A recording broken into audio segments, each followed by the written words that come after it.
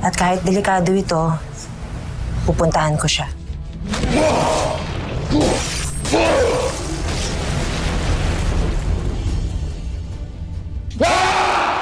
Ingat po kayo, Miss S. Maghihintay pa ako sa inyo.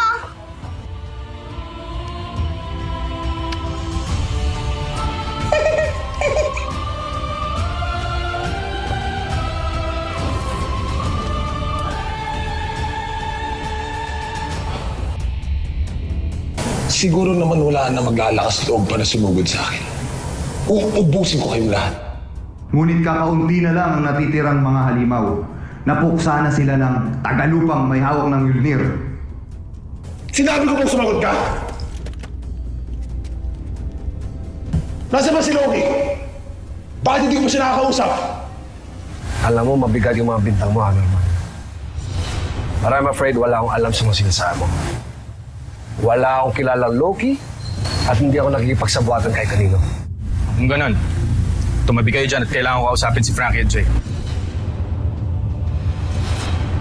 Sagot! Wala pa pong balita kay Loki. Hindi pa siya nagbabalik mula sa Midgard.